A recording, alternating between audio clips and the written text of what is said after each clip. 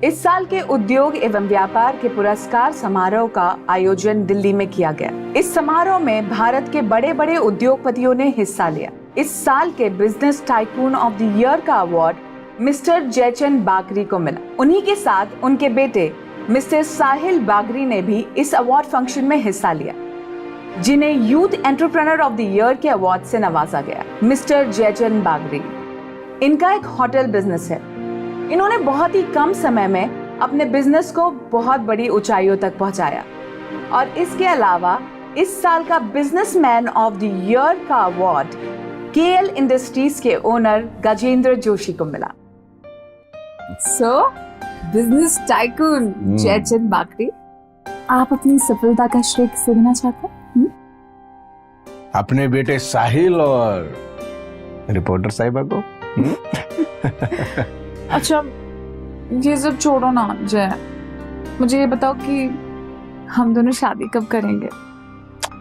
ये बैंकॉक वाली deal final होने दो, फिर बैंकॉक में ही शादी करेंगे। नहीं जय, मैं पिछले 2 साल से यही सुनते आ रही हूँ, ये डील हो जाने दो, वो डील हो जाने दो, बस अब और नहीं। इससे पहले कि साहिल शादी करके बहू घर पे ले आए, हम दोनों को शादी कर लेनी चाहिए। ठीक, मैं आज ही साहिल से बात करता हूँ। एक काम करो ना, तुम भी रात को घर आ जाओ, साथ में डिनर करते हैं और तुम्हारे सामने ही बात भी कर लूंगा। और हाँ, अगर साहिल ने हाँ कर दी तो फिर एंगेजमेंट और फिर शादी। खुश? बहुत खुश। इस साल के business tycoon of the year का अवार्ड मिस्टर जयचंद बागरी को मिला।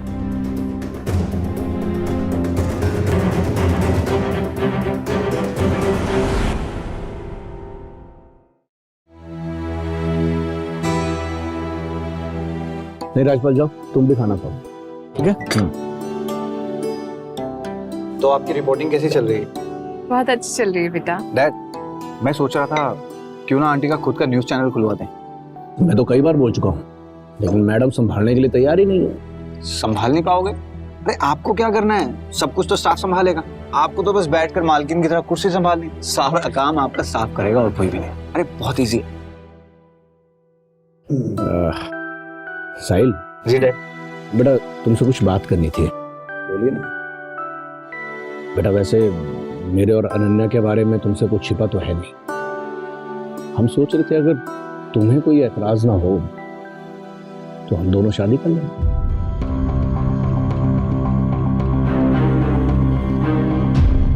आप ऐसा सोच भी कैसे सकते हैं डैड?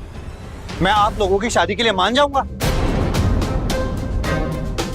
अरे कैसे बाप हैं आप? अपनी बेटी की शादी की बजाय आप अपनी शादी की बात कर रहे हैं।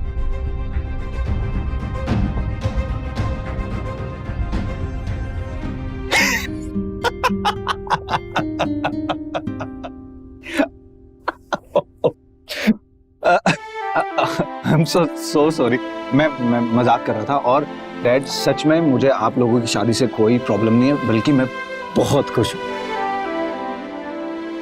साहिल, सच में तुमने हम दोनों को डरा ही दिया। I'm so sorry. देखो, जैसे जैसे बड़ा हो रहा है ना, इसका बचपना बढ़ता जा रहा है। बाप की टांग खींचेगा है? Sorry dad. अच्छा, आप ये सब बातें छोड़िए, आप ये बताइए कि आप शादी का प्लान कर रहे हैं? बेटा, एंगेजमेंट कर लेते हैं और फिर शादी। तो ठीक है, हम एंगेजमेंट करते हैं मुंबई में और शादी गोवा में। क्यों आंटी? Good idea. जैसा तुम लोग चाहो, मुझे किसी चीज में कोई प्रॉब्लम नहीं है। तो बस फिर तय रहा, एंगेजमेंट होगी मुंबई में और शादी होगी गोवा में। जैसा तुम्हें ठीक लगे। चलिए अब खाना खाते हैं, गर्मा गर्म खाना है। राजपाल, कुछ मीठा ले आओ। ये लीजिए।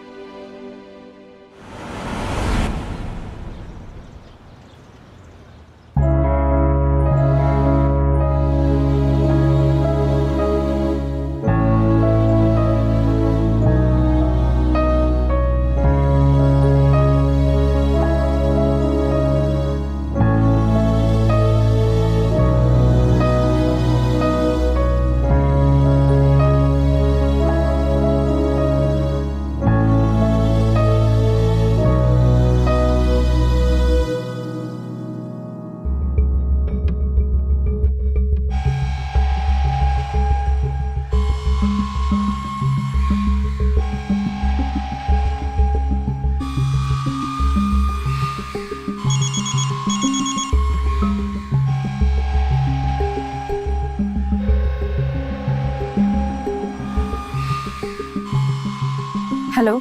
नई शादी मुबारक हो अनन्या। जितना कि मैं तुम्हें जानती हूँ कल्पेश, तुमने मुबारकबाद देने के लिए तो कॉल किया नहीं होगा। पॉइंट की बात करो। हाँ, बस मैंने तुम्हें ये याद दिलाने के लिए फोन किया है कि मैंने अभी तक डाइवोर्स पेपर पे साइन नहीं किए। इसका मतलब हम दोनों अभी तक पति पत्नी हैं और अगर मैं चाहूँ तो तुम्हारी और जयचंद की शादी रुकवा सकता हूँ। हो, अच्छा, तो ये बताने के लिए कॉल किया तुमने मुझे? नहीं, मुझे 10 लाख रुपए चाहिए और उसके बाद मैं डाइवोर्स पेपर पे साइन कर दूंगा। कितने कमीने हो तुम कल्पेश, सीधा 5 से 10 लाख। अरे तो मुझे पहले कहाँ पता था कि तुमने जयचंद जैसे करोड़पति को फंसाया है। और रही बात कमीनेपन की, तो तुम इस दुनिया में सबसे बड़ी कमीनी हो। ठीक है, तुम्हें पैसे ट्रांसफर हो जाएंगे, लेकिन उससे पहले तुम्हें डिवोर्स पेपर पे साइन करना पड़ेगा, समझे तुम? बस तुम पैसे ट्रांसफर करो और मैं साइन कर दूंगा।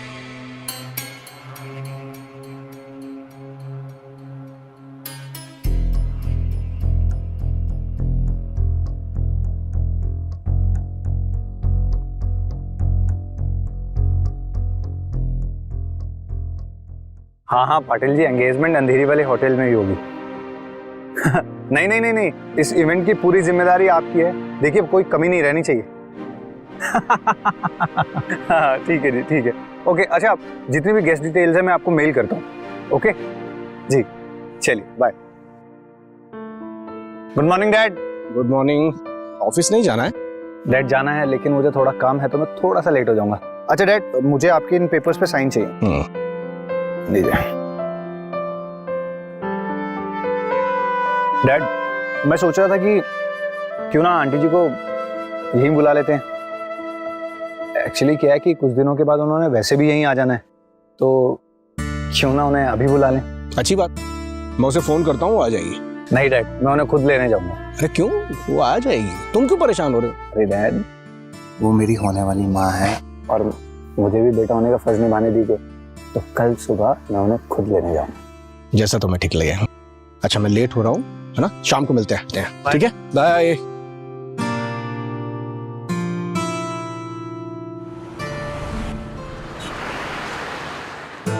सच?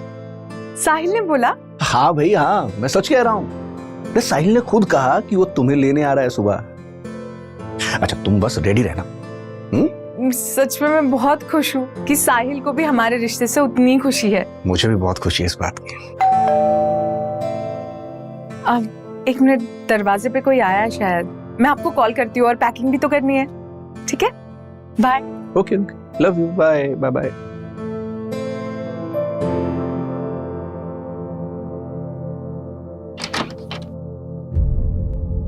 तुम यहाँ? हाँ, क्या करें, तुमसे रिश्ता ही कुछ ऐसा है कि आसानी से छोड़ा ही नहीं जाता। मैं सारे रिश्ते नाते ऑलरेडी तोड़ चुकी हूँ, तो अब यहाँ पे क्या लेने आई हो तुम?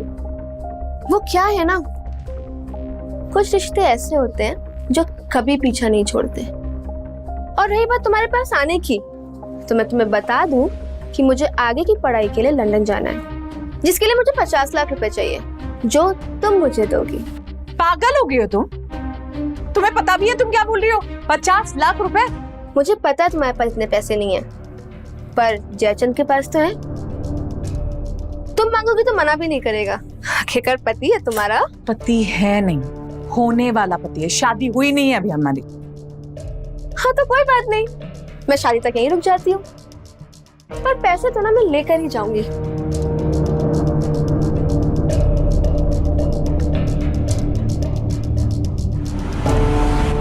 अरे पहचानती कैसे नहीं, उसके तो होश ही उड़ गए थे मुझे देखकर। और जब मैंने उससे 50 लाख मांगे ना, तो उसकी शक्ल देखने लायक थी। तो क्या कहा उसने, पैसे देगी या नहीं?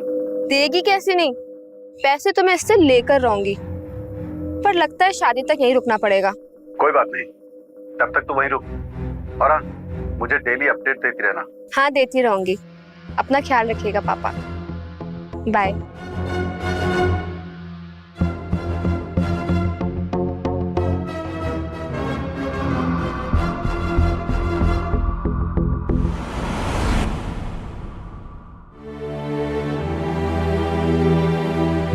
हाय आंटी, गुड मॉर्निंग।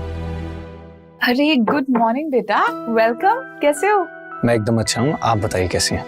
मैं तो एकदम ठीक हूँ। अच्छा, आपकी पैकिंग हो गई है तो चलें? एक्चुअली मुझे जाना है।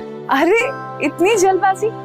पहले चाय कॉफी कुछ, प्लीज सिट। नहीं आंटी, इन सब की अच्छा, जरूरत मैं नहीं कह है। रही थी कि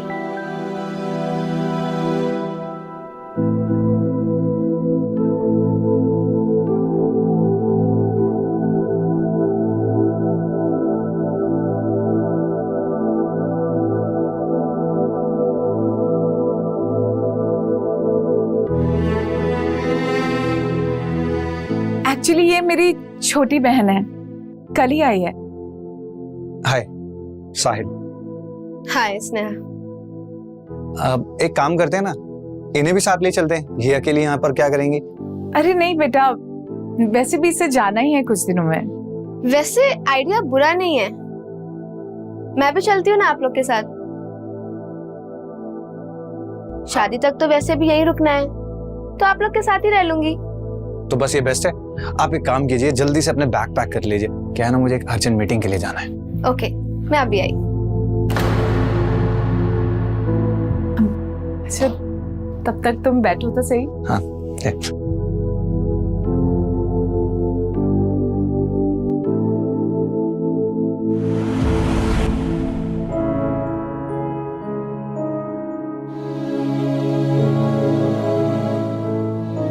डैड।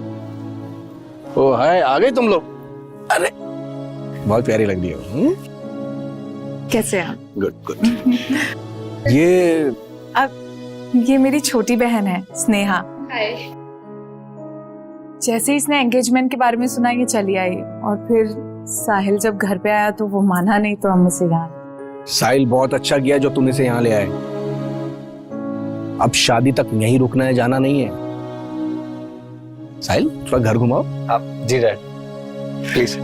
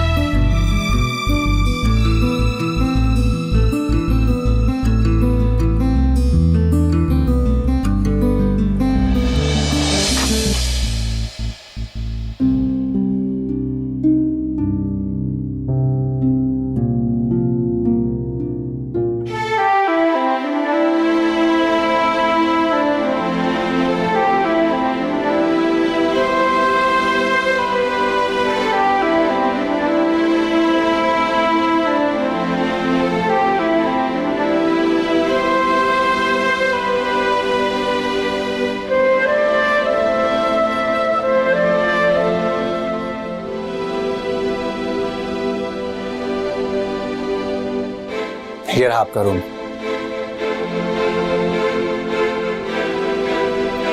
कैसा लगा? बहुत अच्छा है। अच्छा, किसी भी चीज की जरूरत हो तो वो रहा टेलीकॉम, आप उस पर एक डायल करेंगी तो सर्वेंट आ जाएगा। ओके। और अगर आपको बुलाना हो तो? अगर मुझे बुलाना हो तो मेरा नंबर ले लीजिए। ओके। 4698252595। Thank you. अच्छा, मैं चलता हूँ, मुझे एक मीटिंग अटेंड करने जाना है। ओके। बाय।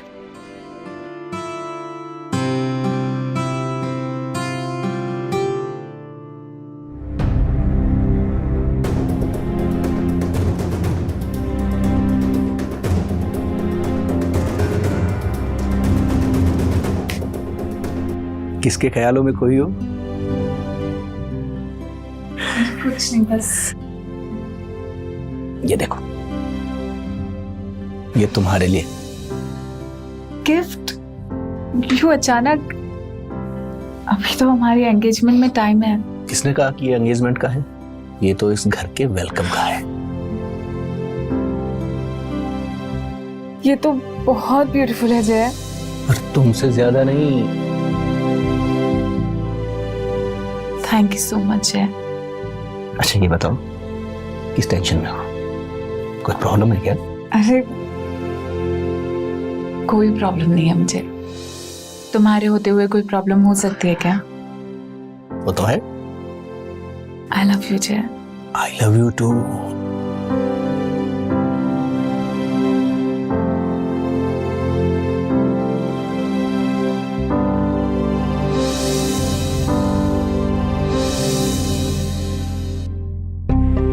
अच्छा ठीक है। अच्छा कोई आया है, मैं बाद में बात करती हूँ। बाय। हे, आपको डिस्टर्ब तो नहीं किया? अरे नहीं, बिल्कुल नहीं, मैं तो खुद ही यहाँ बोर हो रही थी। अच्छा आप आ गए। अच्छा मुझे आपसे कुछ बात करनी थी। हाँ बोलिए ना। कल सुबह मैं जयपुर जा रहा हूँ, अगर आप चाहो तो मेरे साथ चल सकते हो। इसी बहाने आपका भी जयपुर घूमना हो जाएगा। थैंक यू, बट मुझे कुछ काम है तो मैं नहीं आ पाऊंगी। I am so sorry. अरे इसमें सॉरी बोलने वाली क्या बात है? It's okay, next time. वैसे आप अपनी गर्लफ्रेंड से क्यों नहीं पूछते हैं, या वो इंटरेस्टेड नहीं है इन सब में? गर्लफ्रेंड? हाँ। मेरी कोई गर्लफ्रेंड नहीं है। What? मतलब यू आर साहिल बागरी, करोड़पति साहिल बागरी, और आपकी कोई गर्लफ्रेंड नहीं है ना? ये बात मैं बिल्कुल नहीं मान सकती। आपको क्या लगता है कि पैसे के साथ सब कुछ हासिल किया जा सकता है? नहीं। अब अमीर हूं तो बहुत लड़कियों के कॉल्स आते हैं, फ्लर्ट भी करती हैं, लेकिन मैं वो लड़की चाहता हूं जो मुझे मेरे पैसों की वजह से नहीं, वो मुझे मेरी वजह से पसंद करे। यकीन नहीं हो रहा है मुझे कि आप ये बोल रहे हैं। सच में आपसे पैसे से नहीं बल्कि दिल से भी बहुत अमीर है।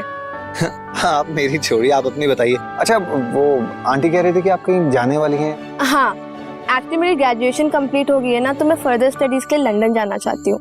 बस कुछ पेपर वर्क बाकी है, वो हो जाए फिर मैं चली जाऊंगी। वैसे यहाँ पर भी बहुत इंस्टीट्यूट्स हैं, तो आगे की पढ़ाई के लिए लंदन ही क्यों? क्योंकि लंदन में करियर ऑप्शंस ज्यादा हैं, अपॉर्चुनिटीज ज्यादा हैं, और फिर मैं यहाँ रुकना भी नहीं चाहती, क्योंकि आपकी तरह मैं भी बहुत अकेली हूँ। तो कोई वजह भी तो होनी चाहिए ना रुकने की। अगर आप ढूंढेंगी तो वजह भी मिल जाएगी।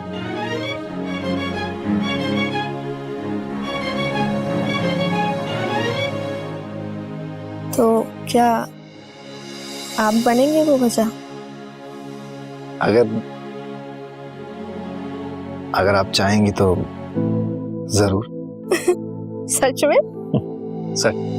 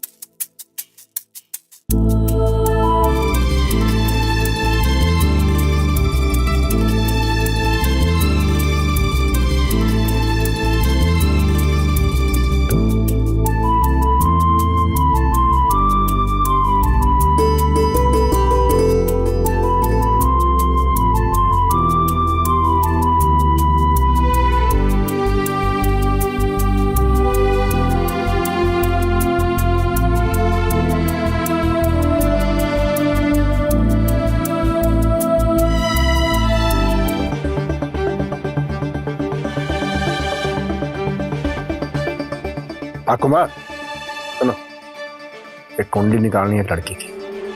स्नेहा नाम है उसका और अनन्या की बहन है। जल्द से जल्द।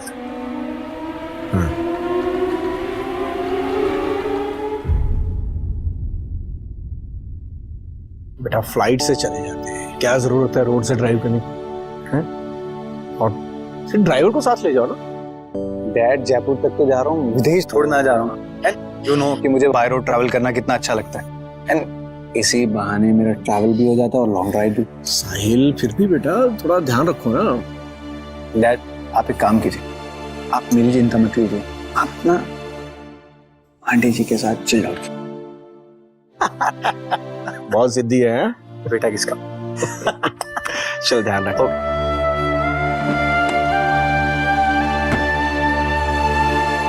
Safe drive. ड्राइव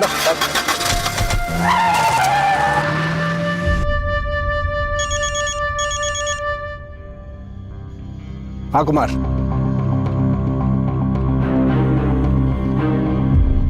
ठीक है।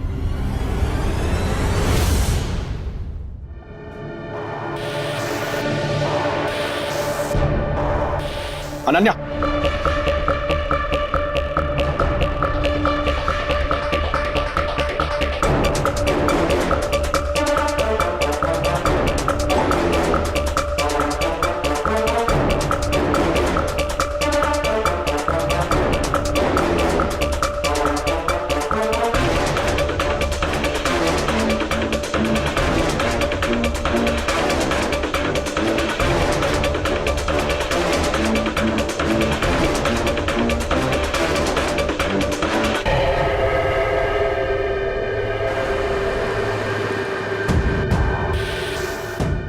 अरे स्नेहा कहाँ है?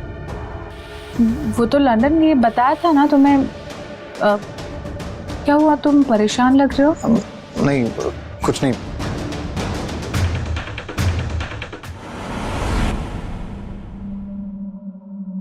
सर ये है स्नेहा, पिछले 1 हफ्ते से लापता है।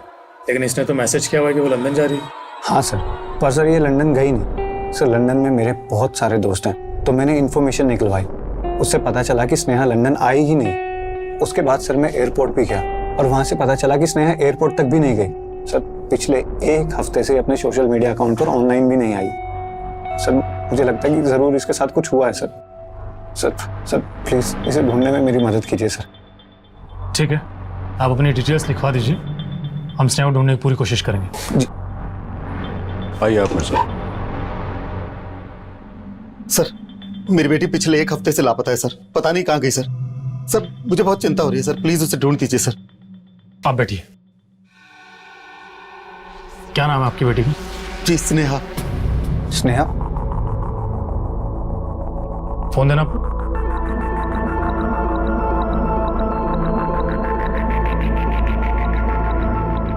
ये आपकी बेटी है? जी हाँ, यही मेरी बेटी स्नेहा है। क्या बात है इंस्पेक्टर साहब, आप ऐसे क्यों देख रहे हैं? आपका नाम क्या है? जी जयंत। और कहाँ रहते हैं? जी मैं लखनऊ में रहता हूँ। तो आपकी बेटी लखनऊ से गायब हुई है? नहीं सर, दरअसल कुछ दिनों पहले मेरी बेटी लखनऊ से यहाँ नोएडा आ गई थी अपनी माँ से मिलने। उसकी माँ एक मशहूर टीवी रिपोर्टर है, अनन्या नाम है उसका। अनन्या स्नेहा की माँ है? हाँ वो उसकी माँ है, तुम जानते हो उसे? ये जयचंद जी के बेटे और इनका नाम साहिल है। स्नेहा कुछ दिनों से इनके पास ही रह रही थी। ये भी स्नेहा की मिसिंग कंप्लेंट लिखवाने के लिए आए हैं, लेकिन इनके मुताबिक स्नेहा अनन्या की बहन है और आप कह रहे हैं कि स्नेहा अनन्या की बेटी है। झूठ बोलती है वो। दरअसल अनन्या से मेरी शादी 22 साल पहले हुई थी और जब स्नेहा 2 साल की थी तब अनन्या मुझे और स्नेहा को छोड़कर हमेशा हमेशा के लिए चली गई और फिर कभी लौटकर नहीं आई। उसे नाम कमाना था, अपनी पहचान बनानी थी, इसलिए मैंने ही स्नेहा को पाल पोस कर बड़ा किया। और जब स्नेहा बड़ी हुई तो धीरे धीरे उसे अपनी माँ के बारे में पता चल गया। वो अनन्या से नफरत करती थी, इतनी नफरत कि जब भी टीवी पर उसे देखती वो टीवी बंद कर देती थी। इसी साल उसने अपना ग्रेजुएशन कंप्लीट किया है और आगे की पढ़ाई के लिए वो लंदन जाना चाहती है, पर मेरे पास इतना पैसा नहीं था कि मैं उसे लंदन भेज सकूं। अभी कुछ दिनों पहले जब उसने अखबार में अनन्या और जयचंद की शादी के बारे में पढ़ा तो वो यहाँ अपनी माँ से मिलने आ गई पैसे मांगने के लिए।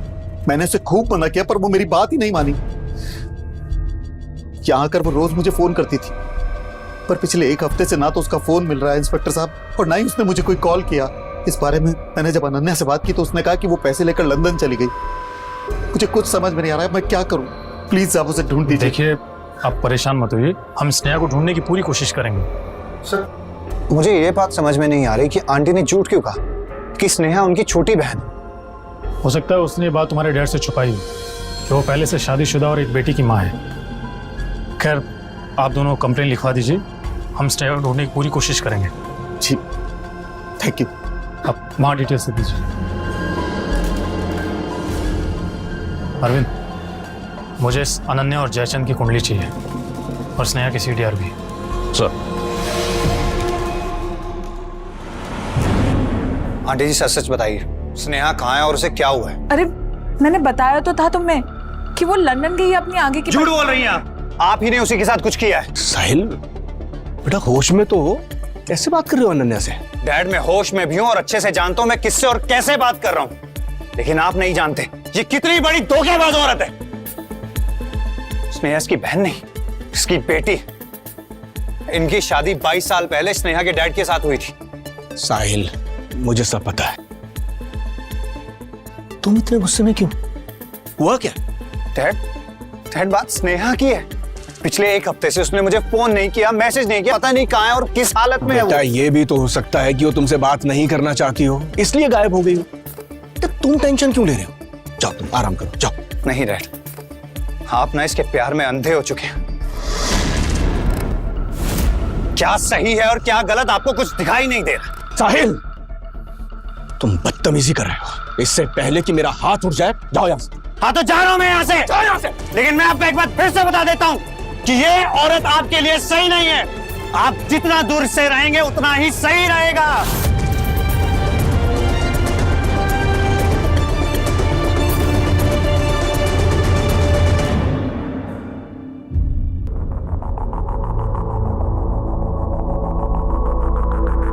स्नेहा, जयचंद और अनन्या की कॉल डिटेल्स, सभी बैंक स्टेटमेंट। स्नेहा के कॉल डिटेल्स के अकॉर्डिंग उसने लास्ट बार कॉल जयंत को किया था और उसके बाद से उसका फोन स्विच ऑफ है। जी सर।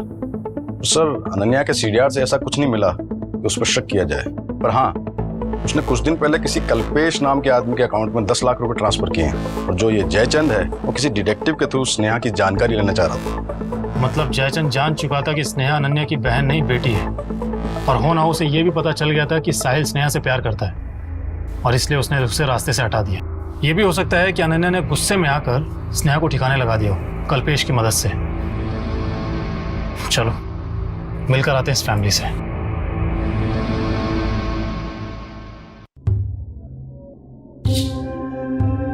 मैंने डिटेक्टिव को कहा था कि स्नेहा के बारे में पता करें, क्योंकि जब मैंने साहिल और स्नेहा को साथ में देखा तो मेरी टेंशन बढ़ गई थी। अपनी होने वाली साली को अपने बेटे के साथ कैसे देख सकता था? लेकिन जब मुझे पता चला कि स्नेहा जो है अनन्या की बहन नहीं बल्कि बेटी है, तो मेरा गुस्सा बढ़ गया। तो मैं अनन्या के पास गया और मैंने उससे पूछा कि मुझसे झूठ क्यों कहा कि स्नेहा तुम्हारी बहन नहीं बेटी है। मैं बस तुम्हारी नजरों में अच्छा बना रहना चाहती थी। मैं घबरा गई थी। मुझे लगा जब तुम्हें पता चलेगा कि मैं पहले से ही शादीशुदा हूं तो तुम। अनन्या, अगर तुमने मुझे सच बता दिया होता ना तो अच्छा होता। तुम्हें पता है स्नेहा क्या कर रही है? वो साहिल पे डोरे डाल रही है। अगर उन दोनों के बीच में कुछ हो गया ना तो फिर हमारा तुम्हारा भूल जाओ। नहीं, मैं ऐसा नहीं होने दूंगी, सच में। तो फिर एक काम करो, जल्दी से जल्दी स्नेहा को यहाँ से भेजो। वो इतने आसानी से यहाँ से नहीं जाएगी। क्यों नहीं जाएगी?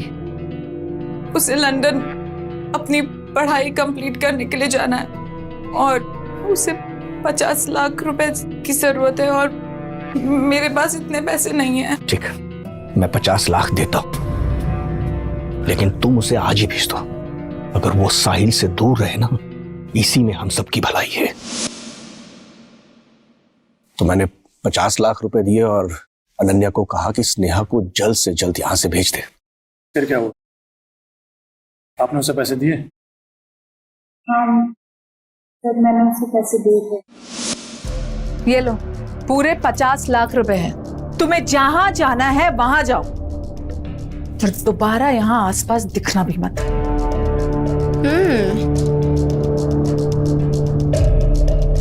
ऐसे लगा नहीं था इतनी जल्दी पैसे दोगी, फिर भी थैंक यू। और हाँ, एक और बात, साहिल से दूर रहोगी तुम।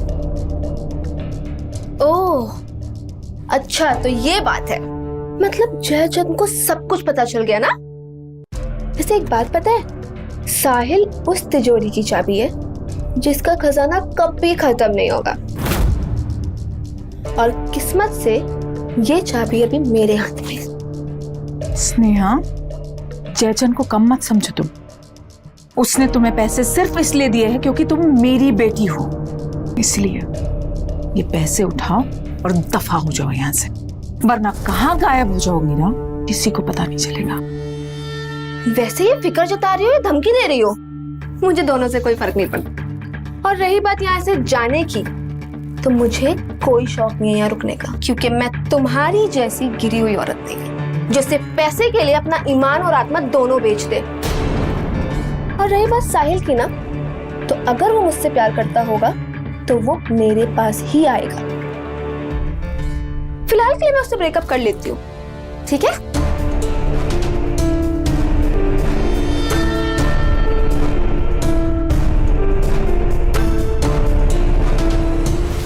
डन। और फिर मैं उसके रूम से चले गई और ऑफिस के लिए निकल गई थी, लेकिन सर जब मैं ऑफिस से घर वापस आई तो स्नेहा घर पे नहीं थी। मुझे लगा वो लंदन के लिए निकल गई। अच्छा, ये कल्पेश कौन है जिसके अकाउंट में आपने 10 लाख रुपए ट्रांसफर किए थे? वो मेरा दूसरा पति है सर। मेरा मतलब है कि दरअसल जयंत को छोड़ने के बाद जब मैं लखनऊ से नोएडा आई तब मुझे कल्पेश यहाँ पर मिला और उसने मेरी बहुत हेल्प की सर। तो धीरे धीरे हम करीब आने लगे और फिर एक दिन हमने शादी कर ली, लेकिन उससे शादी करने के बाद मुझे पता चला कि उसकी गांव में एक फैमिली है, बच्चा है। और फिर गुस्से में आकर एक दिन मैंने उससे भी छोड़ दिया। लेकिन सर हम दोनों का डिवोर्स नहीं हुआ था, तो कल्पेश को जब पता चला कि मैं जयचंद से शादी करने वाली हूँ, वो मुझे ब्लैकमेल करने लगा। कहने लगा कि अगर मैंने उससे 10 लाख रुपए नहीं दिए तो वो जयचंद को सब कुछ बता देगा सर। बस वही 10 लाख रुपए मैंने उससे ट्रांसफर किए थे। क्या कल्पेश स्नेहा के बारे में जानता था? नहीं सर, मैंने तो उसे कुछ नहीं बताया था। क्यों, क्या हुआ? स्नेहा तो लंदन के लिए गई है ना? स्नेहा लंदन नहीं गई है। जिस दिन आपने उसे पैसे दिए थे तब से वो लापता है।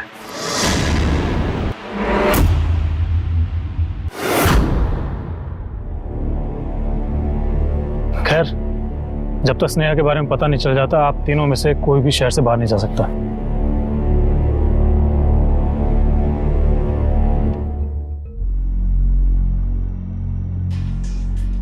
सर अगर इन लोगों ने भी कुछ नहीं किया तो स्नेहा गई कहाँ? अरविंद, ये लोग झूठ बोल रहे हैं, या फिर ये भी हो सकता है कि स्नेहा जानबूझकर पैसों के साथ गायब हो गई, या फिर पैसों के लिए स्नेहा को किसी ने गायब कर लिया। एक काम करो, इस केस से जुड़े हुए सभी लोगों का बैकग्राउंड चेक करो, सबका, स्नेहा का भी।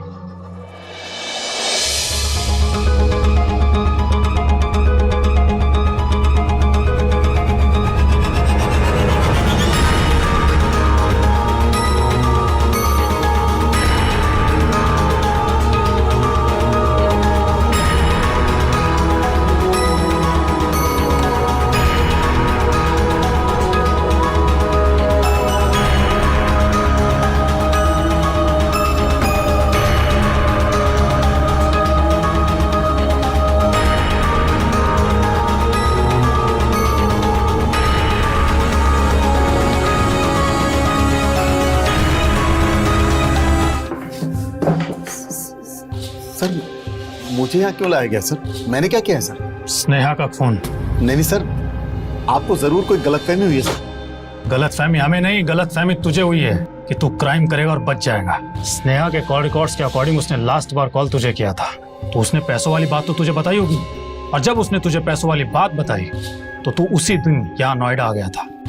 अब आखिरी बात, तेरे अकाउंट में बहुत सारा पैसा है। जाहिर सी बात है कि वो पैसा स्नेहा का ही होगा जो अनन्या ने उसे दिया था। अब इज्जत से बता दे कि तूने स्नेहा के साथ क्या किया।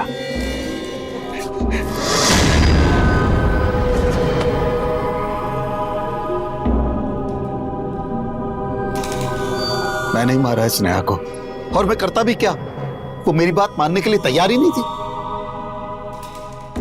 दरअसल स्नेहा नहीं आई थी अनन्या के पास, बल्कि मैंने उसे भेजा था।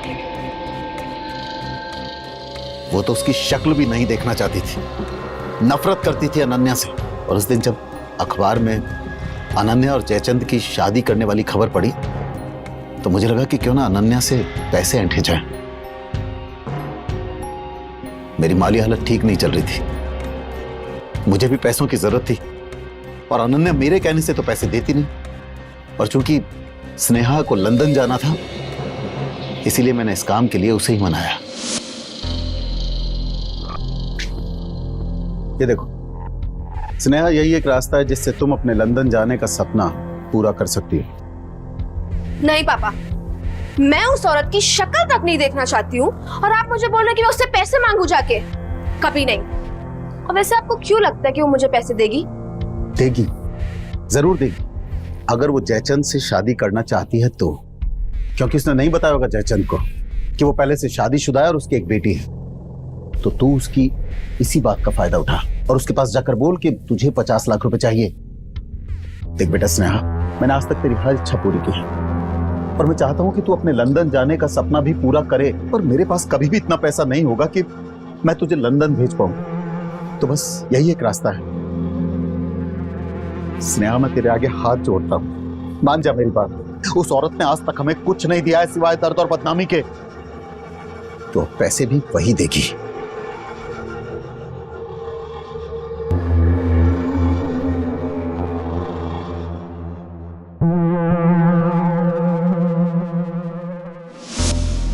आखिरकार अनन्या मेरी बात मान गई और लखनऊ से नोएडा चली आई, और यहां आकर वो रोज मुझे सारी बात फोन पर बताती थी।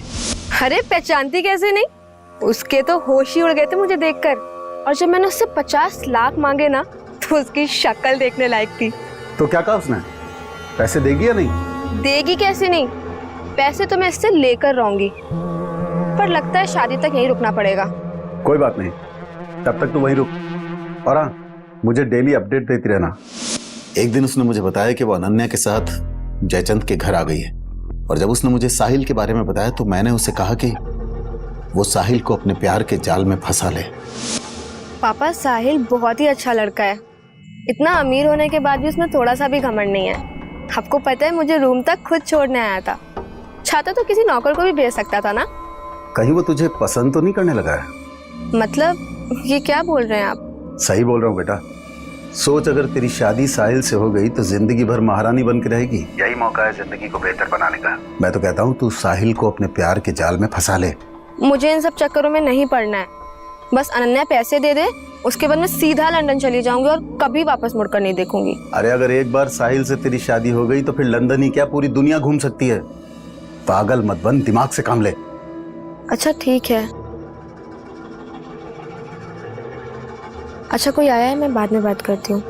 बाय। ठीक है बेटा, ओके।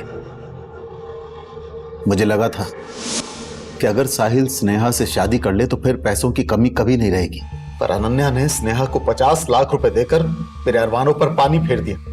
और उस स्नेहा ने, उसने भी 50 लाख रुपए ले लिए और सब कुछ छोड़ने के लिए तैयार हो गई। यहां तक कि उसने साहिल से ब्रेकअप भी कर लिया। बताया था उसने मुझे बहुत बुरा लगा सर। पर फिर सोचा कि चलो 50 लाख रुपए मिल रहे हैं, ये भी छोटी रकम नहीं है, बाकी की जिंदगी आराम से कट जाएगी। और फिर पता चला कि स्नेहा तो सीधे लंदन जाने की तैयारी कर रही है, वो भी सारे रुपए लेकर। मैंने उसे रोकने की बहुत कोशिश की, पर वो नहीं मानी।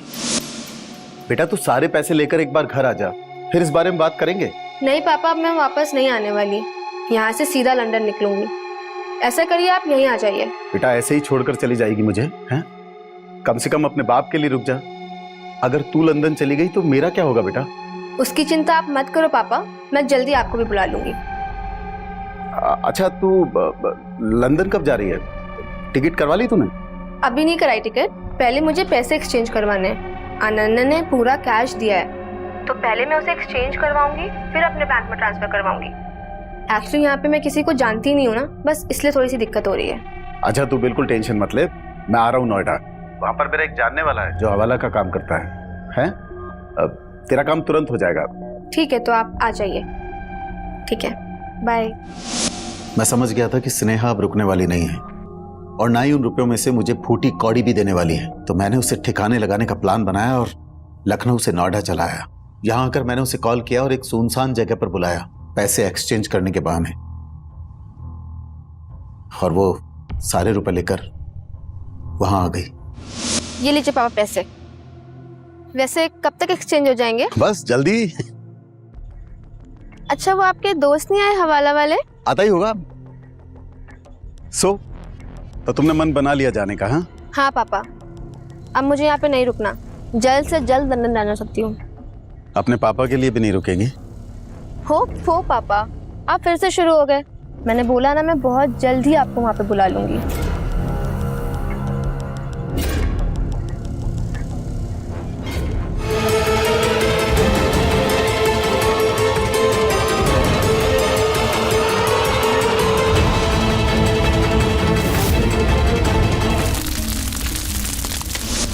फिर मैंने उसकी लाश को जला दिया और सारे रुपए लेकर वहां से चला गया। पर मैं और क्या करता सर, मैंने उसे इतना समझाने की कोशिश की पर उसने मेरी एक नहीं सुनी। एक नंबर की जिद्दी थी, बिल्कुल अपनी माँ की तरह, और सेल्फिश भी। 2 साल की थी जब से उसे पाल पोस कर बड़ा किया मैंने, दुनिया भर की परेशानियां झेली, और उसने रुपए मिलने के बाद मेरे बारे में एक पल भी नहीं सोचा। सारे रुपए लेकर लंदन जाने की तैयारी कर रही थी वो। अगर वो लंदन चली जाती तो मैं यहां क्या करता? भीख मांगता मैं? मारना पड़ा उसे। उन्हें सारी बात बताई, लेकिन तेरी एक बात समझ में नहीं आई। जब तूने स्नेहा को मार ही दिया था, उसका पैसा जब तुझे मिल ही गया था, फिर तू यहाँ पुलिस स्टेशन कंप्लेन लिखवाने के लिए क्यों आया? उस साहिल के कारण सर। किसी को नहीं पड़ी थी कि स्नेहा कहाँ है, पर वो साहिल, वो दिन रात पागलों की तरह स्नेहा को ढूंढने में लगा था, उसके बारे में पूछताछ कर रहा था, और इसीलिए मैंने उस पर नजर रखनी शुरू कर दी। मुझे लगा अगर मामला पुलिस तक गया तो मैं फंस सकता हूँ, और इसीलिए जब उस दिन वो पुलिस स्टेशन आया तो मैं भी उसके पीछे पीछे आ गया कंप्लेंट दर्ज करवाने के लिए, ताकि मुझ पर किसी को शक ना हो। लेकिन तू फिर भी पकड़ा गया। अनन्या ने जो स्नेहा के साथ किया वो गलत था, लेकिन तूने जो स्नेहा के साथ किया उसके लिए तुझे भगवान भी माफ नहीं करेगा। अब यहाँ जेल में बैठकर सोचते रहना पैसों के बारे में और जिंदगी भर रोना। अब ये बता, स्नेहा की लाश को कहां जलाया तूने?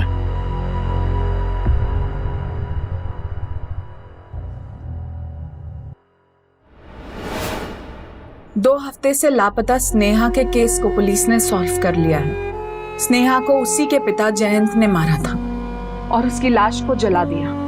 पुलिस ने स्नेहा की लाश को बरामद कर लिया है। बता दे कि स्नेहा अपने पापा के साथ लखनऊ में अकेली रहती थी। उसके पापा ने ही उसे पाल पोस कर बड़ा किया है, लेकिन पैसों के लालच में आकर उसने अपनी ही बेटी को मार दिया।